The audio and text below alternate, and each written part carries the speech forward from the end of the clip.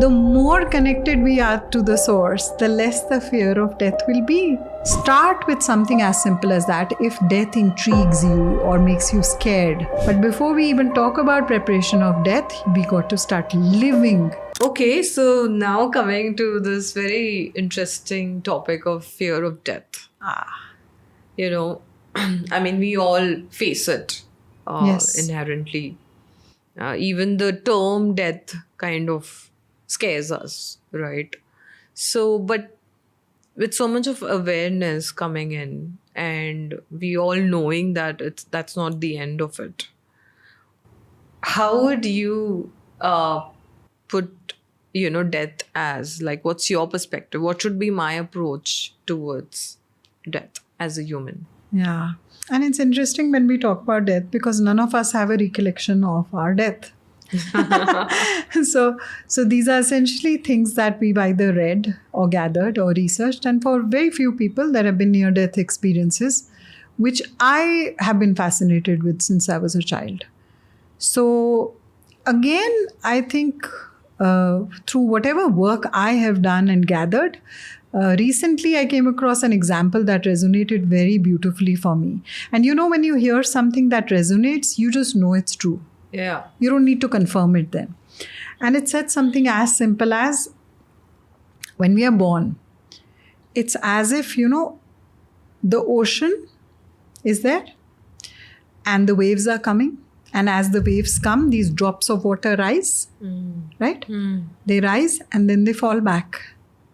Death is nothing but you falling back into the ocean. Wow. Such a beautiful... I'm getting goosebumps. And that just rang truth for me. I know I had heard this in various formats earlier, that you are born out of the source. This lifetime that you experience is a small segment, a small glimpse of a play, a divine play that you've participated in. And then you go back to source. But this example really made it clear for me. And I realized, yes, that's possibly the clearest explanation I ever heard. Now, while we are saying this, there is, of course, a huge amount of fear of death. And the fear of death emerges from attachment. It is out of attachment to objects, belongings, identity that we've created, relationships that we've created, whatever it is that we have participated in on this planet.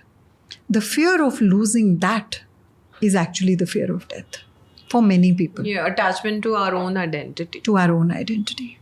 Or body. Yes. However, there is a small segment of people, especially the elderly, who are closer to that in the biological way, who have a fear of the actual process of death. Yeah. Because as their bodies are shutting down and they are experiencing certain organs not performing very well, it has sometimes led to a fear of what will it actually be like? Will I not be able to breathe? So there is that small segment as well. And I don't find that too much in young people because we are kind of living as if we're never going to go. We're like taking for granted we are here forever. Yeah. But as people progress in age, I find them wondering, I hope it's a peaceful death. I hope. That's when I start hearing those things. So if our work during our lifetime can be to be conscious and aware, to learn to detach with compassion, with love, to be conscious and connected to the source. The more connected we are to the source, the less the fear of death will be. Because it's just a reunion with the source. You're just going back to where you came from. So the more you're connected to the source, the lesser the fear. In fact, you can start preparing for it in the most beautiful ways. I remember seeing this documentary on the life of the Buddhist monk. And so one of the practices in Buddhism, I believe, is to wake up in the morning and contemplate on death for a few minutes. Oh. To wake up and remind yourself that death is there somewhere already on my life path. And can I live today fully? So if it comes, I meet it gracefully. So that makes you live well. The daily reminder. that orientation of death can actually make you live better. Wow. That's so powerful. And in stark contrast to how we forget to live because we are scared of death. Yeah. So we are building and acquiring more and more and trying to, expand this lifetime out of fear. How does a person overcome this fear?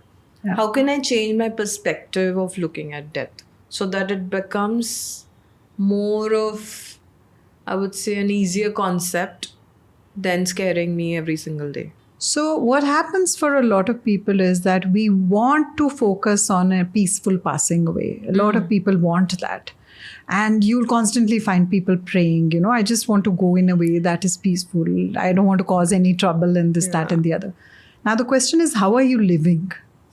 Are you living in a way that you're not causing trouble? Are you living in a way that is conscious and aware? It can't be that your life is a contrast and suddenly you'll pass away in complete peace and samadhi and all that. That's not going to happen. So what's going to happen in those moments is pretty much as it is repeatedly come up, that you watch a replay of your life. Now, when you're watching a replay of your life, why are we watching it? Because it's literally like a fast track of everything we have lived and co-created. It's like a summary. Like when a lecture ends and a good lecturer will summarize what they've learned. So it's very similar to that. And here you are, if your life has been lived consciously, and that is what we can do, no matter what age we are, to start preparing for a life of meaning, ensures that you have an exit from this game which is peaceful, which is intentional. You can't have an intentional death if you've not had an intentional life. And there are some great books available on this. In fact, one of the simplest ones is Laws of the Spirit World.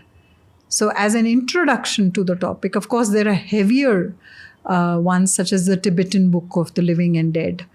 But start with something as simple as that. If death intrigues you or makes you scared, either way, start learning about it. There's no point in fearing something which is guaranteed. There are very few things in life which are guaranteed and certain. Death is that. It's the reality. It's the eventual reality. And if it is the same as that drop of water merging into the ocean, as the soul returning home, then it is such a beautiful process. Yeah. It's such a pity if we are not participating in it just because we are caught up in some fear. So it's time to start living properly, first of all. A very interesting practice I found was the Swedish Death Cleaning. Oh. Which is a method of decluttering your home with the assumption that if I'm dying, and which is such an important thing. Let's say today, how many of us are ready to die? How many of us are scared that, oh my God, if I die today, what's my family going to find? What a mess I'm leaving behind. Maybe I've not even done paperwork. Maybe I'm going to leave a legal mess for my children. Maybe my spouse is going to be shocked at some of my secrets. Maybe I am not ready to leave and I might be panicking purely because I've not lived properly. So Swedish Death Cleaning says, can I start cleaning up in a way as if I'm going to die after some time? Now that makes your decision so clear, your priorities so clear. You're no longer willing to be in that what if this happens, what if that happens. You're clear. This is needed, this is not needed. It's a very similar thing with life. You can actually do like a Swedish death cleaning of your relationships, of your emotions, of your baggage that you've been carrying. And that is where you say, okay, this is what I've been carrying. Do I intend taking it? Let's say I was going on the most beautiful trip of my life, but I'm only allowed to take myself. I'm not allowed to carry baggage with me. So am I carrying those mountains on my back of all the pain? Do I need to forgive some people? Can I begin that now? Can I start, I've spent the whole lifetime and I forgot to build a relationship with myself. So begin that relationship with yourself. That's one. Start the journey of forgiveness. Start understanding death better. Start being friends with it.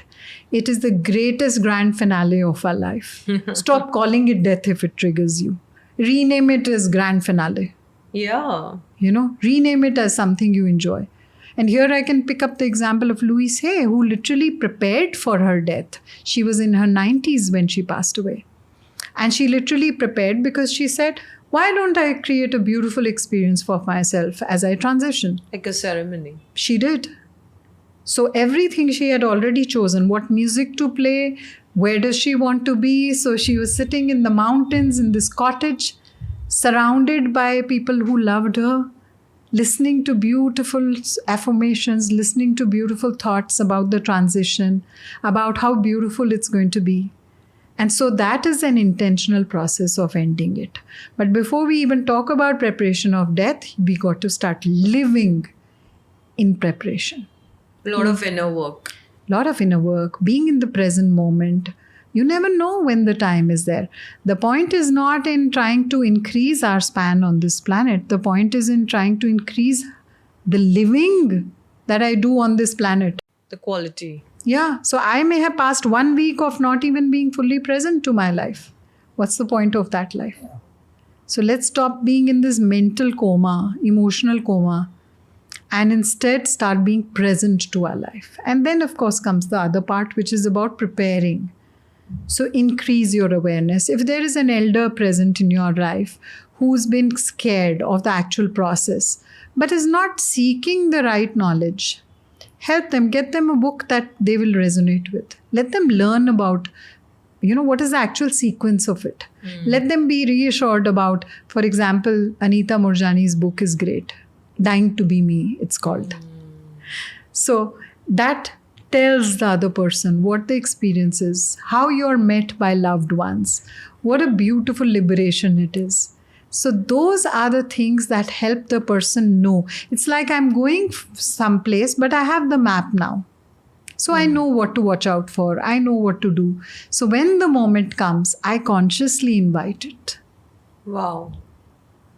I hope all of us follow this and come out of this fear and make it more of a celebration. Absolutely. Absolutely.